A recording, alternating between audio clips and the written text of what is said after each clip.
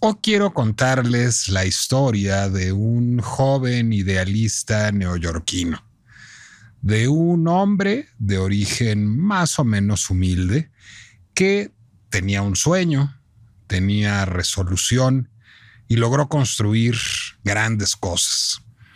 Este hombre venía de la clase trabajadora, su madre era ama de casa, su padre era policía y había nacido en una familia de migrantes. Había nacido en Manhattan, sí, pero no en una parte particularmente favorecida de Manhattan, sino en el Bronx.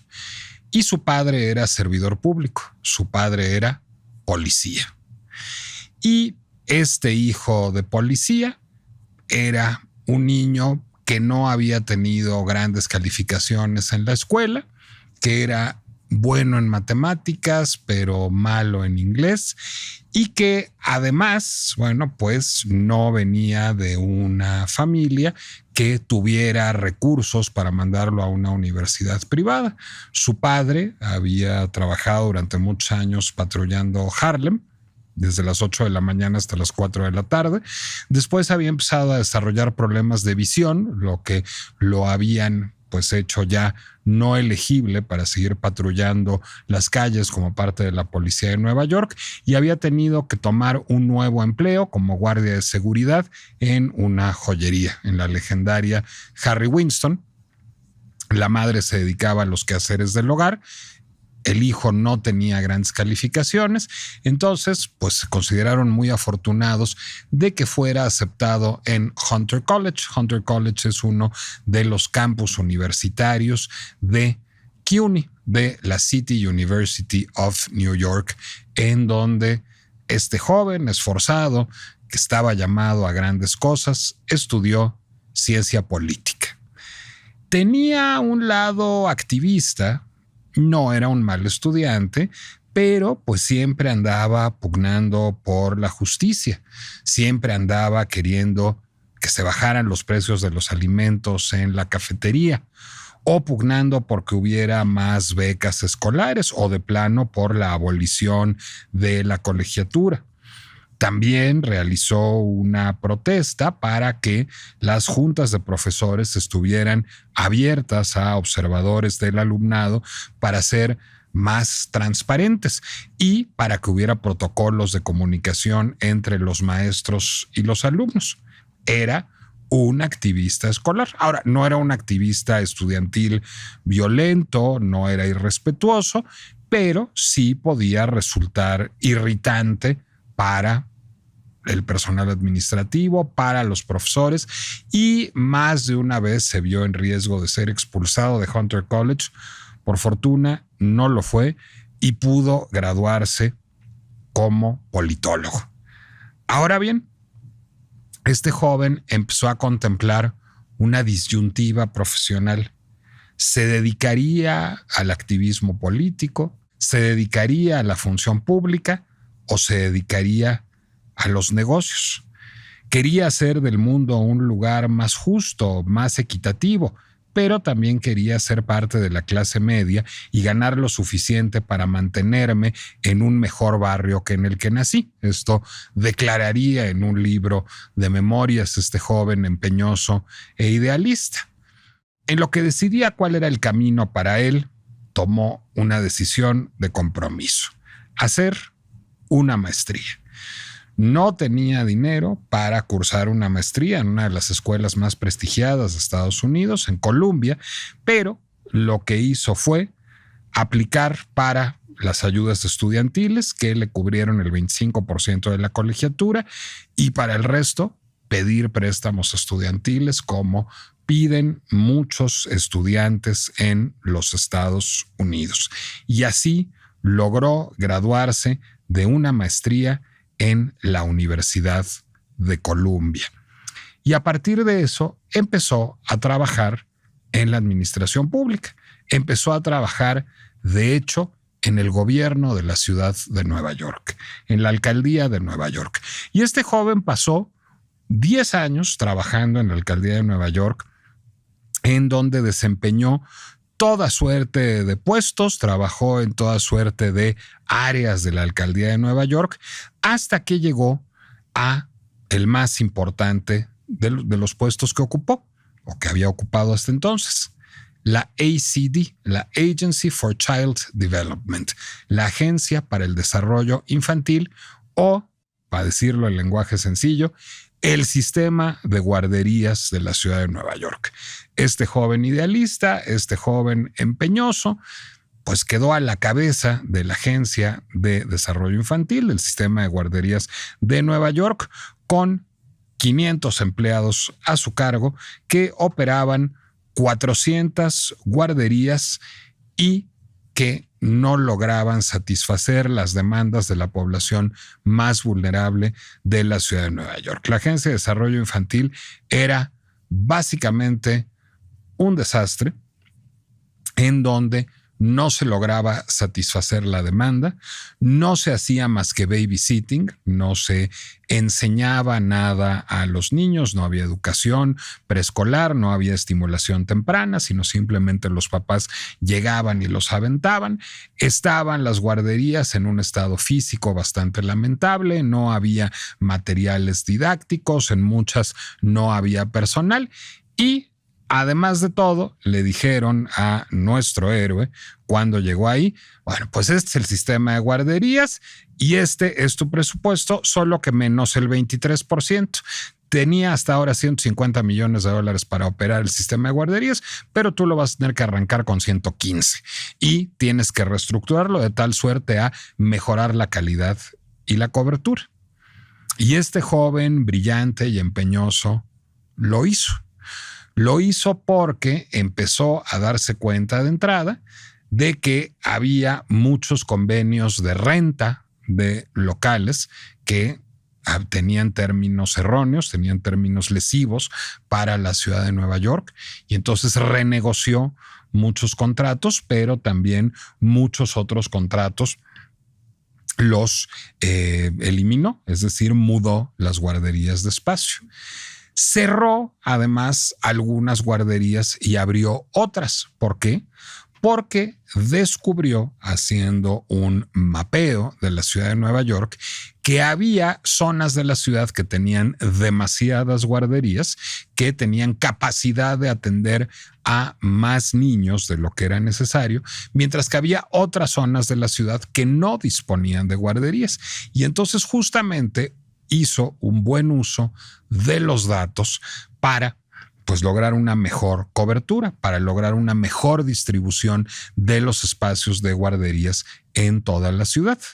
Empezó además a reorientar la vocación del personal, a desarrollar una currícula pedagógica para estas guarderías, a comprar materiales didácticos con los ahorros generados por el cierre de algunas guarderías y la reubicación de otras, y logró al cabo de un par de años atender a una población mayor en mejores condiciones, con mayor cobertura geográfica.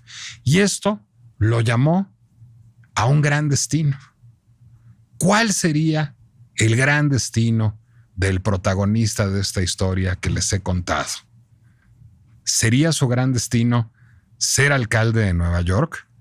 Por supuesto que no, porque esta no es la historia de Zohran Mamdani. Hasta creen ustedes que yo voy a hacer una introducción de la pinche complejidad hablando del tema que es el tema central del podcast. El personaje del que les he hablado se llama Lou Frankfurt y el gran destino que tenía en la mira era ser el CEO y el hombre que llevó a la estratosfera a una de las marcas más famosas y prestigiadas del mundo, que es Coach.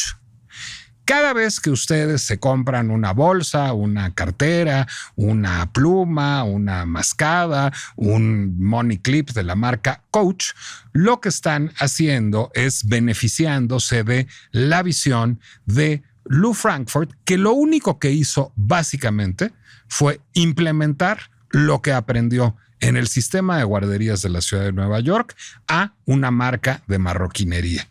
Y explico el asunto.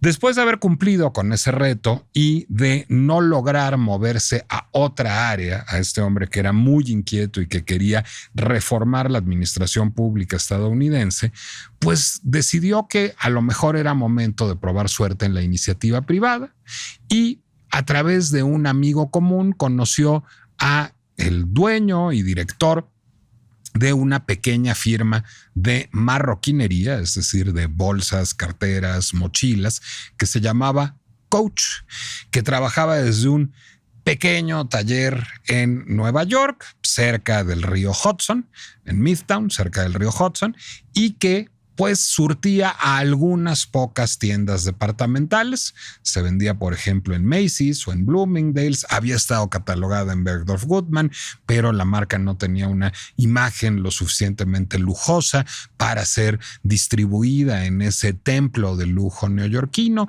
Se vendían algunos puntos de venta en Estados Unidos, pero la marca era fundamentalmente pequeña y dependía de terceros para poder distribuirse. Y entonces, aprendiendo de lo que había desarrollado en el sistema de guarderías de Nueva York, Lou Frankfurt, que llegó como segundo de a bordo, digamos, como subdirector de Coach a ese pequeño taller a orillas del Hudson, decidió que lo que necesitaba esa marca era ser accesible. Sus precios ya eran accesibles, era mucho más barata que las marcas de gran lujo, pero no estaba a proximidad de la mayoría de sus compradores. Lo que necesitaba era desarrollar un sistema de ventas por catálogo, como muchas firmas estadounidenses y del mundo tenían en aquella época. ¡Ah, caray! Pero eso significaba comprar una base de datos y eso resultaba muy caro. No había dinero para comprar bases de datos. En aquellas épocas, pues las bases de datos solo las tenían los bancos, las empresas de tarjetas de crédito, etcétera. ¿Cómo lograr acceder a una base de datos? Descubrió, sin embargo, que Coach ofrecía a quienes compraban un producto de la marca la posibilidad de registrar el producto con todo y el número de serie para eventuales reparaciones, para que pudiera ser identificado y se supiera qué tipo de piel, qué tipo de hilo había sido empleado al momento de repararlo. Y esas tarjetas estaban arrumbadas en un archivero ahí en ese taller a orillas del Hudson. Lo que hizo Lou Frankfurt fue ir por esas tarjetas, sistematizarlas y tener la primera base de datos que no supuso costo alguno. Producir un catálogo hermoso, pero que sin embargo con cada temporada solo variaba en 16 páginas, las primeras 8 y las últimas 8, las de en medio siempre eran iguales, y a partir de esto ofrecer una verdadera distribución nacional. También decidió crear un storytelling más glamoroso, contratar un diseñador que modernizara la apariencia de los productos, hacer campañas de comunicación eficaces y glamorosas y darle un aura de lujo. Lujo asequible, le pregunté yo cuando tuve el privilegio de entrevistar alguna vez a Lou Frankfurt y me dijo, no, lujo accesible. El lujo asequible es el que solamente es accesible al bolsillo. El lujo accesible, además de ser posible para personas sin grandes ingresos económicos, es cercano, está en proximidad. El secreto del lujo accesible, me dijo, no solo son los precios moderados y el storytelling que hace soñar, sino también son la proximidad de los centros. Y esa lección para construir una de las principales firmas de lujo accesible, si no es que la principal en el mundo, la tomó Lou Frankfurt de su propia experiencia al frente del sistema de guarderías de Nueva York. Y ahora la imagen de Lou Frankfurt me ha estado rondando muchísimo porque no dejo, como tramposamente intenté hacerles creer a ustedes también, de asociar su imagen a la imagen del flamante alcalde de Nueva York, Zoran Mamdani. Zoran Mamdani no proviene de una familia de clase trabajadora. proviene de una familia de clase media alta.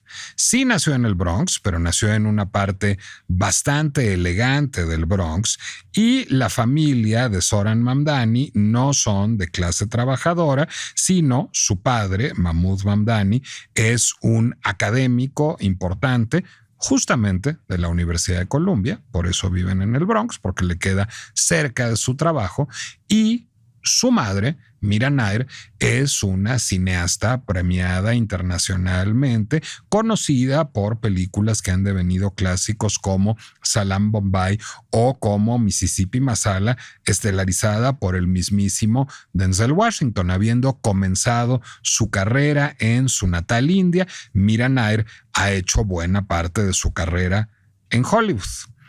El padre de Zoran Mamdani, Mahmoud Mamdani, es un académico importante, conocido sobre su trabajo sobre el decolonialismo, y es él sí un refugiado. Su madre migró por razones profesionales, por razones artísticas, pero su padre sí fue expulsado de Uganda, su país natal, por la tiranía de Idi Amin. Eso hizo que Mamdani, que Zoran Mamdani, que nació en Uganda, en Kampala, en la capital de Uganda, pasara muchos años en su infancia en Ciudad del Cabo, Sudáfrica, en Londres, en Inglaterra también, y que finalmente el padre, después de una cierta errancia académica en busca de trabajo como exilado, consiguiera una plaza en la Universidad de Columbia y se instalara ya con su familia en Nueva York,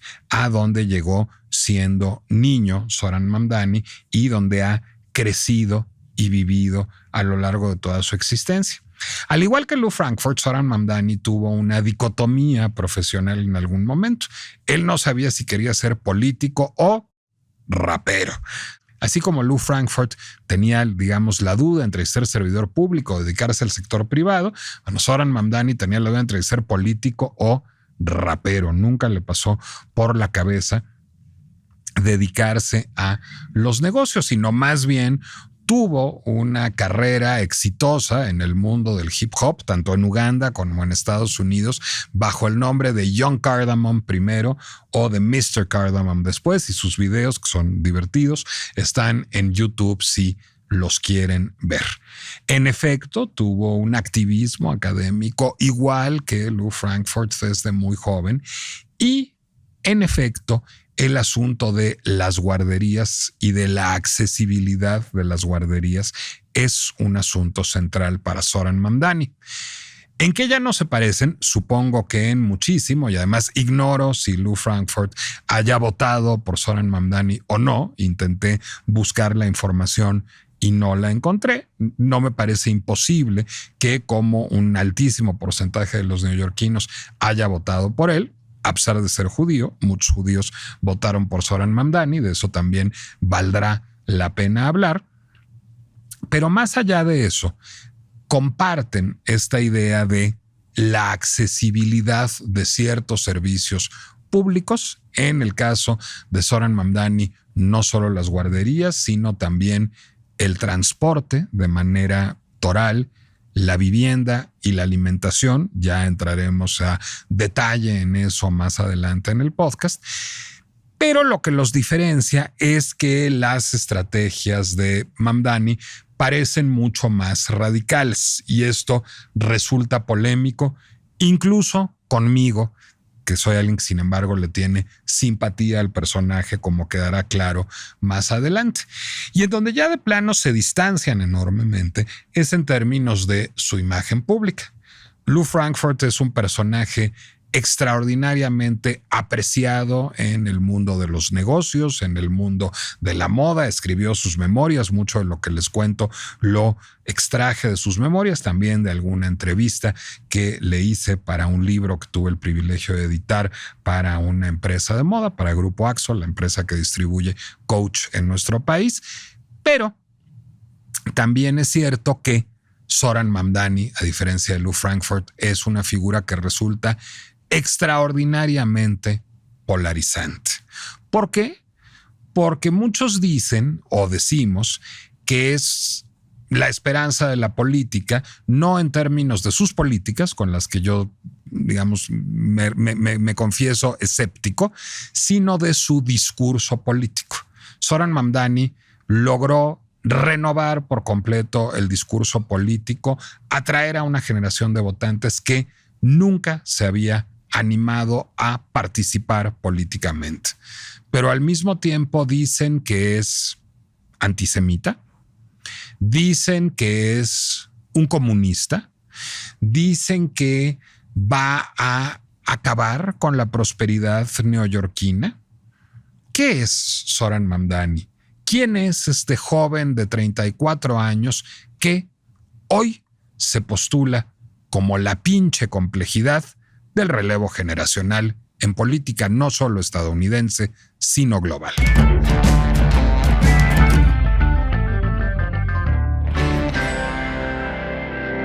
Soy Nicolás Alvarado, me da mucho gusto darles la bienvenida a un episodio más de La pinche complejidad, dedicado a uno de los temas más pinchemente complejos de los últimos tiempos, que me ha valido participar pues casi en discusiones épicas, porque la figura de Mamdani resulta polarizante no solo para los habitantes de Nueva York, cosa que, pues digamos, sería más o menos lógica, va a ser su alcalde, había una campaña en curso, sino para personas de todo el planeta. Es decir, en este momento en ciudades de todo Estados Unidos, pero también en países de todo el orbe, incluido México, se discute quién es Zoran Mamdani y qué representa Zoran Mamdani. Y eso resulta, pues digamos, particularmente fascinante para un podcast como este, para un podcast que trata de entender los fenómenos cambiantes y complejos de la vida pública, incluida la vida política. A ver, creo que lo primero de lo que tenemos que hablar antes de hablar de Zoran Mamdani es de la izquierda estadounidense. ¿Por qué? Porque Mamdani pertenece a una facción del Partido Demócrata estadounidense que ha sido históricamente marginal, que solo volteamos a ver, digamos, en tiempos recientes a partir de la figura de Bernie Sanders y que parece un poco una excentricidad. Los demócratas socialistas de América, los demócratas socialistas de Estados Unidos. ¿Y por qué parece una excentricidad? Pues porque en lo que al menos yo llevo de vida, que son 50 años, pues socialistas, así lo que se dice socialistas, pues no parece haber en Estados Unidos. Es decir, uno oye hablar del Partido Socialista Obrero Español, del Partido Socialista Francés, del Partido Socialdemócrata Alemán, hay socialismo chileno, hay socialismo colombiano. El PRD en México tuvo muchas raíces de proyectos socialistas y comunistas que finalmente perviven parcialmente en Morena, pero además Morena, el PRD, incluso el PRI y otros proyectos, Democracia Social, Movimiento Ciudadano, han reivindicado identidades de izquierda. En Estados Unidos, la izquierda pareciera pues una etiqueta tóxica. La gente le huye a esta idea de ser llamada izquierda. Socialista es un insulto en Estados Unidos, pero no siempre fue así. Y esto también resulta importante comprender cómo y por qué. Porque Estados Unidos, y es algo que se nos olvida a menudo, a pesar de que lo medio sabemos, si pasamos historia, aunque sea de panzazo, fue un país de izquierda alguna vez, y alguna vez no tan remota. Hace menos de un siglo, Estados Unidos fue un país que tuvo un gobierno de izquierda. El gobierno de Franklin Delano Roosevelt, que era un presidente demócrata, pero que construyó un estado de bienestar y que encarnaba valores claramente socialistas en aquella época y que llegó al gobierno incluso con el apoyo de los comunistas estadounidenses en una coalición amplia. ¿Cómo fue esto? ¿A quién se le debe esto? Pues se le debe evidentemente a la Gran Depresión. El crack bursátil de 1929 dejó a Estados Unidos en una situación económica muy precaria, tuvo repercusiones internacionales, agudizó profundamente la desigualdad y generó escenarios de verdadera hambre, de verdadera pobreza. Hay toda suerte de narrativas, desde las, digamos, de realismo socialista, como Las uvas de la ira de John Steinbeck, filmada después por John Ford, hasta los musicales de Busby Berkeley como 42nd Street, que revelan justamente esta situación de pobreza, de hambre, de desempleo que vivía Estados Unidos en los años 30 a causa del crack del 29. Justamente hablaba yo ahora de 42nd Street, esta película que revolucionó el cine, fue, digamos, el primer musical en forma, y de pronto me vino a la cabeza el eslogan publicitario, el lema publicitario con que se anunciaba esta película, que era: inauguramos un New Deal en el entretenimiento, un nuevo trato, un New Deal. La película estaba lucrando con aquello que resultaba más atractivo al público masivo estadounidense en 1933, el New Deal. ¿Por qué? Porque Roosevelt hacía la campaña presidencial, promoviendo lo que él llamó un New Deal, un nuevo trato a los Estados Unidos, que era básicamente una fórmula de Estado providencial, de Estado proveedor y de Estado de bienestar. Es decir, gran gasto público, gran gasto en construcción de infraestructura a fin de generar empleos y reactivar la economía. Y las bases del Estado de bienestar estadounidense las sentó Franklin Delano Roosevelt. Si Roosevelt se tardó tanto en entrar a la Segunda Guerra Mundial hasta 1941 con Pearl Harbor, tenía que ver en gran medida con su preocupación por resolver los problemas internos de un Estados Unidos que vivió los efectos de la depresión, pues yo diría que hasta casi finales de los años 30, en 37, 38, se empezó a dejar de hablar de la depresión. Hubo reelecciones consecutivas de Roosevelt, entonces los presidentes estadounidenses podían reelegirse más de una vez, por lo que pudo hacer 3 mandatos y medio, el cuarto trunco simplemente porque falleció mientras ocupaba el despacho oval Franklin Delano Roosevelt. Entonces, la izquierda, el socialismo, no era mal visto en los años 30 en Estados Unidos. Había escritores como John Steinbeck o como Upton Sinclair que se reivindicaban horrendamente de izquierda. Todo el movimiento de la Harlem Renaissance, figuras como Langston Hughes, como Paul Robeson, se reivindicaban abiertamente de izquierda, y había incluso estrellas de cine, luego el macartismo daría cuenta de ello, que eran abiertos militantes del Partido Comunista. Es el caso de Franchot Tone, por ejemplo, que fue una gran estrella de cine en aquella época y que estuvo casado con una de las más grandes estrellas de cine de todos los tiempos, con John Crawford. Franchot Tone era un militante comunista en aquella época y así lo confesaba en las entrevistas con las revistas de la farándula. ¿Qué pasó en el camino? ¿Cómo se volvió socialismo una mala palabra en Estados Unidos? Bueno, eso tiene mucho que ver con la Segunda Guerra Mundial y tiene mucho que ver con el advenimiento del estalinismo. Durante toda la Segunda Guerra Mundial, el mundo vivió un poco pendiente de los caprichos y veleidades de un Stalin que primero se alió con Hitler y solo en 1942, si no me equivoco, rompió la alianza con el Eje y se sumó a los aliados. Llegaban cada vez más noticias, además de las purgas estalinistas, de los problemas de libertad de expresión, de los problemas de represión, de la pobreza que asolaba a la Unión Soviética en aquellos años, y eso sembró la división al interior de la izquierda estadounidense.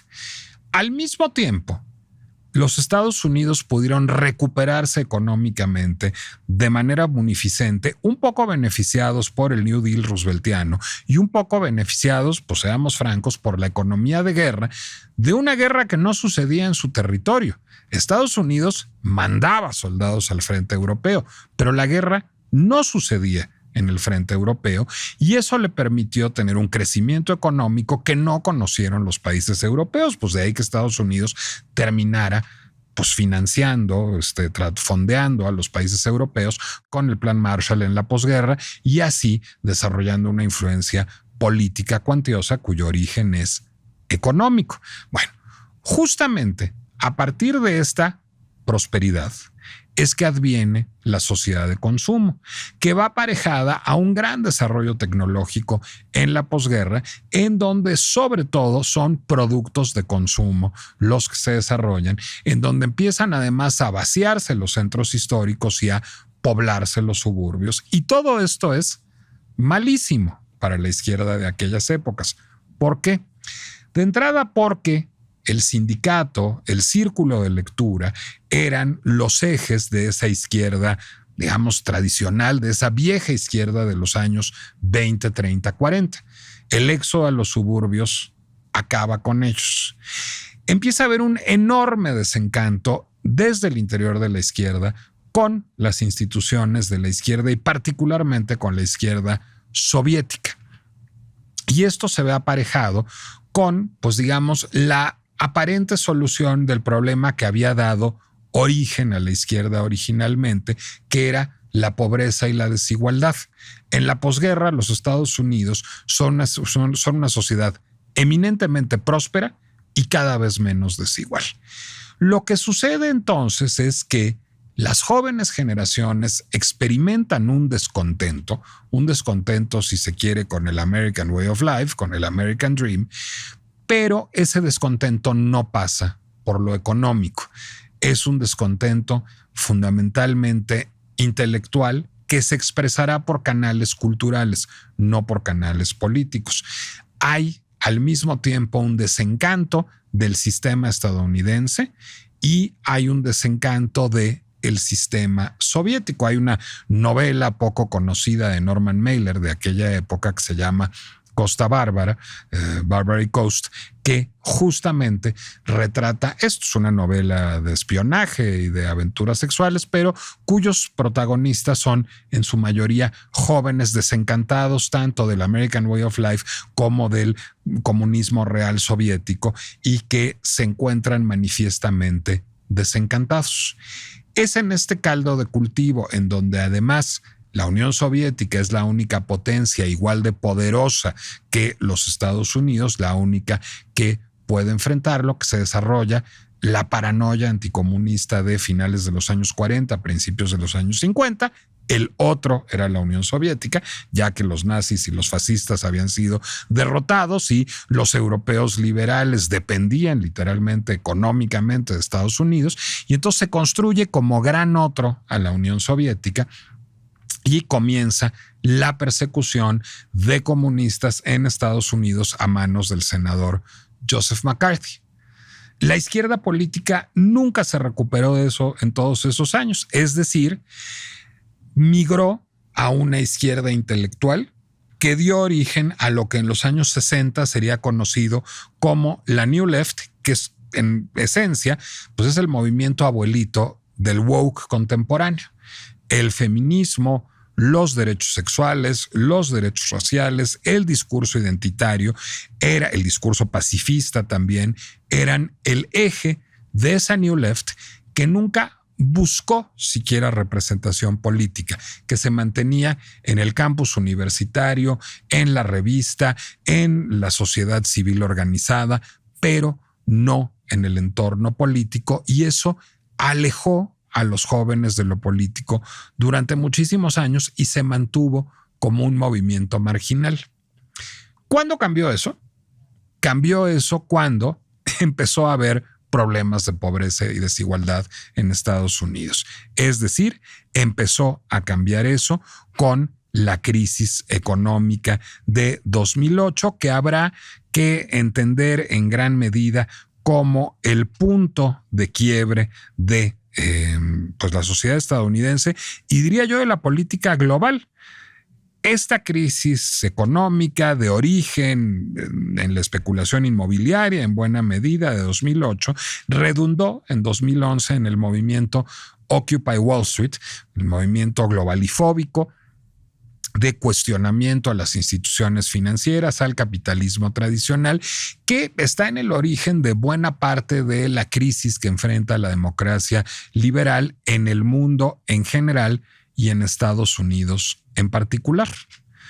Zoran Mamdani, y de hecho el renuevo de los demócratas socialistas de América en buena medida son hijos de eso. Quien volvería a poner en la palestra a los demócratas socialistas de América sería en buena medida Bernie Sanders, este hombre tantas veces precandidato a la presidencia de Estados Unidos, pero que sin embargo nunca ha logrado derrotar a los demócratas del establishment y hacerse con la candidatura presidencial. Han surgido figuras como Alexandria Ocasio-Cortez, que es quizás la figura joven más visible de los demócratas socialistas de América, que han accedido al legislativo, pero nunca ha ocupado un cargo central en una gran ciudad o en una gubernatura, en el Ejecutivo, un demócrata socialista de América hasta el advenimiento de Zoran Mamdani.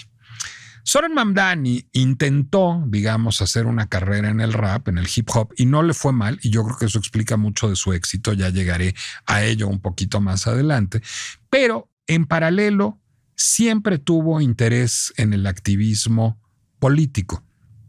Siempre se dedicó a hacer campañas políticas de manera muy vigorosa desde su juventud, y después de participar en varias campañas políticas con las que, digamos, alternaba su trabajo con hip hop y a veces incluso utilizaba políticamente sus talentos de MC para apoyar estas campañas políticas, llegó finalmente a la Asamblea del Estado de Nueva York. En el año 2020 se elige como asambleísta por el Distrito 36 de Nueva York Zoran Mamdani, y la verdad hace un papel discreto, un papel, digamos, en donde ya se asemejaba mucho su agenda a la de ahora. Buscaba una reforma al sistema de vivienda, buscaba una reforma al sistema carcelario,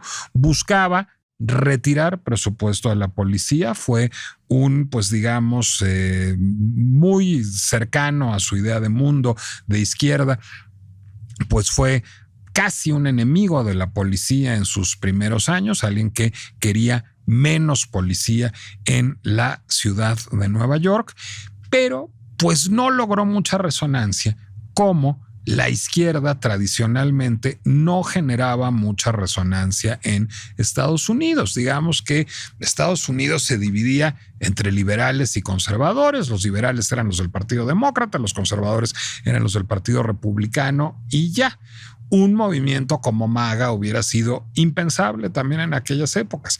Tanto los demócratas socialistas como un movimiento como MAGA son resultado de la crisis que enfrenta la democracia liberal después de la crisis económica de 2008 y de movimientos como Occupy Wall Street. Y de hecho, cuando Zoran Mamdani lanza su candidatura, pues tiene a las primarias incluso del Partido Demócrata, tiene muy pocas probabilidades de ganar, y asombra mucho que logre derrotar a quien ya había sido 3 veces alcalde de Nueva York, Andrew Cuomo, por la candidatura del Partido Demócrata. Sin embargo, Andrew Cuomo encarna la vieja política por antonomasia. Esa vieja política que parte de un arreglo clientelar corporativo, que está financiada por el gran capital, que parte de, pues digamos, acuerdos con los sindicatos y que tiene un discurso más bien viejo.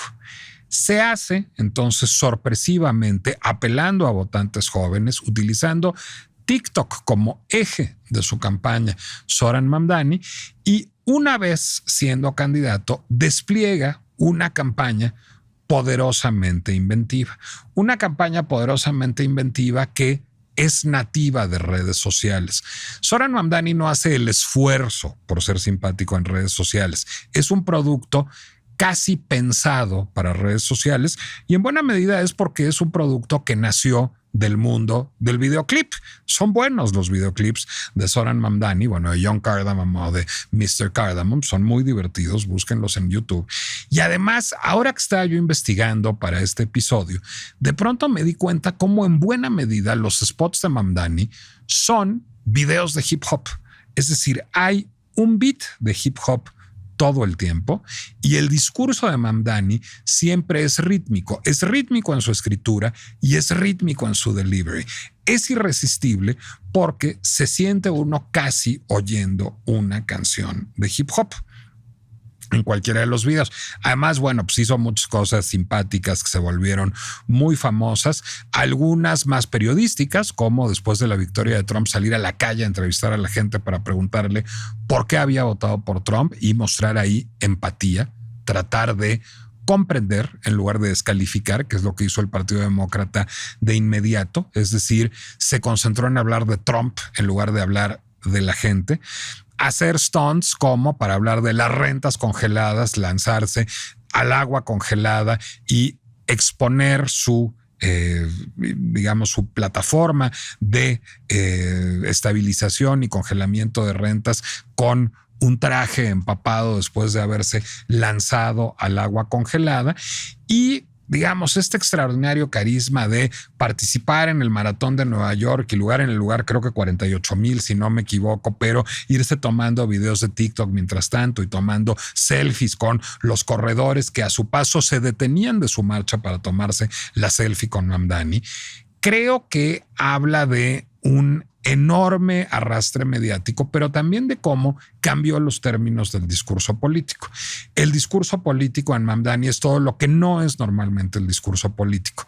Es divertido, es cercano, es relajado, es rítmico, es joven. Es un candidato que apeló a la población joven en su propio lenguaje, con sus propios valores, sin impostarlo, y ahí le ayuda enormemente, por supuesto, tener 33 años, ser hijo de una cineasta, ser marido de una diseñadora gráfica y estar alineado, y esto nos lleva también a uno de los puntos clave de la figura de Mamdani, con una causa que es el emblema del progresismo global, que es la causa palestina. En efecto, hay una mayoría de los habitantes del mundo que pensamos en esas cosas, pero sobre todo hay una mayoría de los jóvenes que piensan o que pensamos que lo que sucede en Gaza es un genocidio y debe ser detenido. Y esa causa ha trascendido, ya su activismo específico de ciertas comunidades para, irradiar un poco el planeta y devenir una suerte de emblema del pensamiento progresista. Mamdani, que es musulmán, no podía no hacer la suya, es una que le es muy cercana desde siempre, pero sus problemas han empezado por ella también. ¿Por qué? Porque Nueva York tiene muchas minorías, de hecho tiene una minoría musulmana importante, pero también tiene una minoría judía muy importante y muy poderosa, y una minoría que le tiene profundo amor a la ciudad y que se siente con derecho a una ciudad que le es propia, por supuesto, y que, en parte se ha enojado con Mamdani por sus declaraciones en contra del genocidio en Gaza, en contra de Netanyahu, y en parte también por cómo la prensa de derecha, y pienso particularmente en Fox News y en el New York Post de Rupert Murdoch, ha lucrado, con el activismo pro-Palestina de Zohran Mamdani para dibujarlo como antisemita. Sería casi imposible que Zohran Mamdani fuera antisemita por una razón muy sencilla. Está rodeado de judíos. Su principal mentor en la universidad era judío. Su estratega de campaña es judío. Algunos de sus principales voceros son judíos y ha hecho de la minoría judía de Nueva York un elemento recurrente de su discurso de diversidad. Por supuesto, está también tratando de paliar el efecto negativo de estas acusaciones de antisemitismo lanzadas desde medios de derecha o incluso desde medios demócratas más tradicionales que buscaban en un primer momento pues apuntalar la candidatura independiente de Andrew Cuomo. Caso del New York Times, que empezó la campaña siendo muy hostil a Mamdani y se ha ido, digamos, replegando cada vez más y ahora es cada vez más cercano. ¿Es un antisemita Zoran Mamdani? Creo que puedo decir con toda confianza que no. Lo ha dicho en todos los tonos, pero además lo demuestra su cercanía con un enorme número de judíos y la pertenencia de un enorme número de judíos a su propia campaña. ¿Está violentamente opuesto a lo que sucede en Gaza? Sí. ¿A la figura de Benjamín Netanyahu? Sí. Y creo que usa un término que no es el más afortunado para digamos, combatir las acusaciones de antisemitismo, que es, él sí se dice antisionista. Lo que pasa es que sionista a estas alturas es una palabra muy cargada y una palabra que tiene demasiados significados y por tanto ninguno. Sionista en el siglo pasado era aquel que estaba convencido de que el pueblo judío tenía derecho a una tierra y en muchos casos que esa tierra estaba en el territorio conocido como Palestina hasta entonces. Bueno, pues esa agenda sionista ya no existe porque Israel ya tiene ese territorio, no es que lo vaya a tener, es que ahí está. Ahora, lo que habría que pensar es que los palestinos necesitan un territorio también. ¿Piensa Zoran Mamdani que el Estado de Israel no debe existir? No. Y se le ha preguntado directamente y ha dicho que no piensa eso. ¿Piensa que Palestina debe ser un Estado con todas las de la ley? Sí, sí lo piensa. Entonces, yo diría que es alguien bastante opuesto a las prácticas políticas del Israel contemporáneo. Digamos, haría esa formulación. Podría llegar incluso a decir que está bastante opuesto a un sionismo histórico que sin embargo considera irreversible. ¿Un antisemita? No creo que sea un antisemita Zoran Mamdani. Un comunista, por Dios, ¿quién es comunista a estas alturas del partido? Es decir, yo creo que ya solo en Cuba quedan comunistas de verdad. Ya ni los chinos son comunistas para pronto. Es un socialista. Es un socialista como los del PSOE, como los del PS francés, como los del SPD alemán, como tantos mexicanos que militan en tantos partidos. No es más socialista que muchos militantes del PRI o de Morena o de Movimiento Ciudadano Zoran Mamdani. Ahora bien, ese socialismo está expresado en políticas públicas que a mí me producen escepticismo, pero no más escepticismo. Yo no creo que vaya a ser un dictador comunista y se va a convertir en Hugo Chávez. Nada más creo que la idea de tener tiendas de abarrotes de bajo costo que sean propiedad del Estado podría terminar quebrando a todos los pequeños abarroteros que constituyen buena parte de ese Nueva York de clases populares a los que Mamdani quiere empoderar. Habría que estudiar bien el modelo de negocio. A mí me tocó leer una crítica prístina en el Atlantic de por qué eso no funciona y lo único que va a terminar es empoderando a las grandes cadenas de autoservicios. Habrá que ver. La idea del transporte público gratuito, de los autobuses gratuitos, no me parece tan descabellada. A ver, el autobús de entrada no es el principal medio de transporte público en la ciudad de Nueva York, es el metro. Creo, sin embargo, que lo que haría más falta es que en algunas de las partes más periféricas de boroughs, de distritos que no son Manhattan, es decir, en la periferia del Bronx, de Staten Island, de Queens, hubiera transporte público. No sé si es tan necesario un camión gratuito pasando por Manhattan o por el centro de Brooklyn, en donde hay chorros de líneas de metro, pero entiendo que funciona para esta retórica igualitarista que enarbola Mamdani. Lo de las guarderías gratuitas suena a una gran propuesta. Habría que ver si es asequible. Lo de las rentas congeladas, no estoy seguro de que las rentas congeladas sean la solución al problema de vivienda. Primero, porque no resuelven la crisis de vivienda, hace falta más vivienda. Y segundo, porque podrían resultar en un pretexto idóneo para que los caseros no remodelaran los edificios diciendo que no les alcanza. Dice Mamdani que destinará ayudas a los caseros también para que tengan recursos etiquetados para remodelar los edificios. Ojalá, hay que ver qué tal funciona. Yo no creo a pie juntillas en toda la agenda de Mamdani. Hay una parte de la agenda de Mamdani que me parece, digamos, un poco populista en el sentido más etimológico de la palabra, es decir, en decir lo que la gente quiere oír con tal de ganar, y que yo no estoy seguro de que sea viable en términos de administración pública. Me encantaría estar equivocado, entre paréntesis. Si logra resolver lo que quiere resolver como lo quiere resolver, me parece muy bien. Incluso Lou Frankfurt, cuando estuvo a cargo del sistema de guarderías de la ciudad de Nueva York, no fue simplemente abramos una guardería en cada esquina, sino tuvo que renegociar rentas, reubicar guarderías, cerrar unas, abrir otras, y no resolvió el problema por completo. Hizo un avance. Pero si ese es el espíritu, me parece un espíritu enormemente correcto y enormemente deseable. Y me parece que Zoran Mamdani trae un renuevo al discurso político, no solo en Nueva York, no solo en Estados Unidos, sino en el mundo. Evidentemente, a partir del éxito de Mamdani, de la viralidad de los videos de Mamdani, empiezan a aparecer pequeños Mamdanis en todo el mundo, y algunos lo van a hacer muy mal seguramente, pero la idea de renovar el discurso político y renovar la agenda política me parece digna de saludo. Me parece digno de saludo también el renovar una tradición de izquierda en Estados Unidos. Y diré una cosa, yo, aunque cada vez tengo más coqueteos ideológicos con la izquierda, no me asumo de izquierda, y hace muchísimos años que no me asumía yo de izquierda.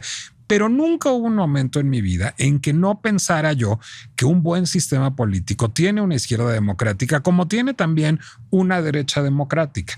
Estados Unidos tuvo durante muchos años una buena derecha democrática, ahora la tiene mala, pero la tiene, y debe tener una izquierda democrática como hay en cualquier democracia civilizada del mundo. El regreso de la izquierda a la palestra y como parte de la alternancia me parece eminentemente deseable. Entonces, ¿es Zoran Mamdani un comunista antisemita? No, por favor, que no les cuenten Rupert Murdoch y sus tías esa historia, porque no es eso.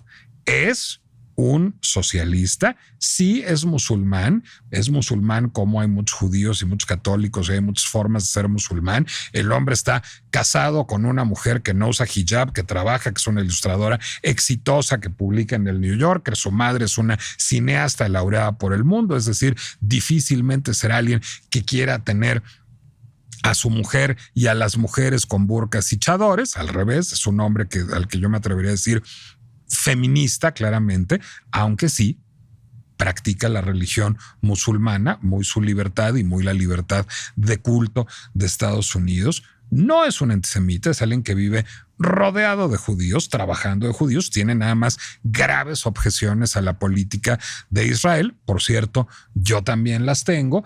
Y es un hombre que ha sacudido el discurso político, diría que mayoritariamente para bien. ¿Va a ser un gran gobernante? No lo sé, y no lo sé también porque ya estoy ciscado. Yo pensaba que Emmanuel Macron iba a ser un gran gobernante y miren cómo acabamos. Entonces, también creo que lo que merece, como merecen todos los gobernantes que se ciñen a códigos democráticos, y Zoran Mamdani es uno de ellos, es el beneficio de la duda. Será fascinante ver con una mezcla de entusiasmo y escepticismo el trabajo de Zoran Mamdani los próximos 4 años, y lo haré con simpatía, pero lo haré también con rigor, y bueno está que así lo hagamos todos, incluidos los neoyorquinos, que no se preocupen, no van a terminar en campos de trabajos forzados de la noche a la mañana, ni van a habilitarse gulags en Staten Island de la noche a la mañana. El señor nada más es un socialdemócrata de andar por casa.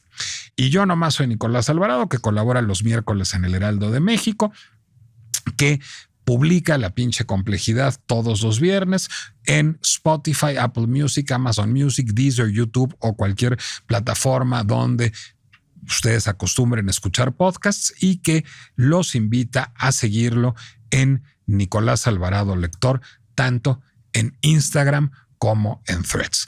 Y también los invito a que la próxima vez que les agarre la tentación de comprarse una bolsa Coach en el centro comercial, ustedes díganse que en realidad están rindiendo un homenaje al sistema de guarderías de la ciudad de Nueva York y contribuyendo a que el mundo sea mejor. Nos escuchamos la próxima. Heraldo Podcast, un lugar para tus oídos.